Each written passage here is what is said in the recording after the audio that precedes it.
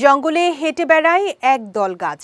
শুনতে অবাক লাগলেও সত্যি, জীবন বাঁচাতে অদ্ভুত এই পন্থা অবলম্বন করে এই গাছ। ৭০-এর দশকের শুরুর দিকে ইকুয়েডরের সংরক্ষিত অরণ্যে গবেষণা করতে গিয়ে আশ্চর্য এই উদ্ভিদ প্রজাতির সন্ধান পান স্লোভাক ইনস্টিটিউট অফ সায়েন্সেসের গবেষক পিটার ভ্রান্সকি। বিস্তারিত সৈয়দ নওশাদের ডেস্ক রিপোর্টে। পৃথিবীতে এমন অনেক অদ্ভুত ও রহস্যময় জিনিস আছে যা দেখলে যে কোনো মানুষই বিস্মিত হতে বাধ্য হয়। তেমনই একটি উদ্ভিদ প্রজাতি ওয়াকিং পাম। এটি দক্ষিণ আমেরিকার গহীন অরণ্যে ছড়িয়ে থাকা এমন এক আশ্চর্য উদ্ভিদ যারা সময়ের সঙ্গে সঙ্গে স্থান পরিবর্তন করতে সক্ষম। টাইমস অব ইন্ডিয়ার এক প্রতিবেদনে এমনটাই জানানো হয়েছে। বিজ্ঞানের পরিভাষায় এই উদ্ভিদ প্রজাতির নাম সক্রেটিয়া এক্সোরিজা বা কেশাপোনা। ইকুয়েডরের রাজধানী কুইটো থেকে প্রায় ১০০ কিলোমিটার দক্ষিণ পূর্বের বন সুমাকো বায়োস্ফিয়ার রিজার্ভ।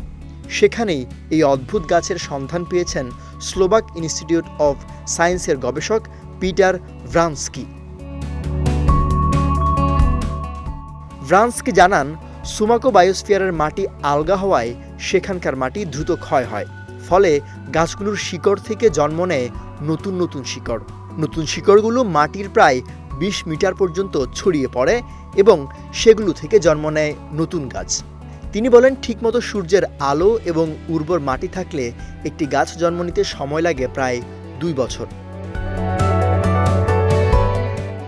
পরিসংখ্যান ও গবেষণা বলছে ওয়াকিং পাম গাছের প্রতিদিন ১.৫ থেকে ২ সেন্টিমিটার সরণ হয়। কখনো আবার দিনে ৩ সেন্টিমিটার পর্যন্ত অবস্থান পরিবর্তন করতে সক্ষম এই গাছ। তবে শুধু ওয়াকিং পামই নয়, সুমাকো বায়োস্ফিয়ারে রয়েছে বেশ কিছু আশ্চর্য গিরগিটি এবং ব্যাঙের প্রজাতিও, যা বিশ্বে আর কোথাও দেখা যায় না। আর তাই ইউনেস্কো ইকুয়েডরের এই সংরক্ষিত অরণ্যকে হার্ট অফ দ্য ইউনেস্কো তকমা দেয়। সৈয়দ নওশাদ, বিজয় টিভি নিউজ ডেস্ক।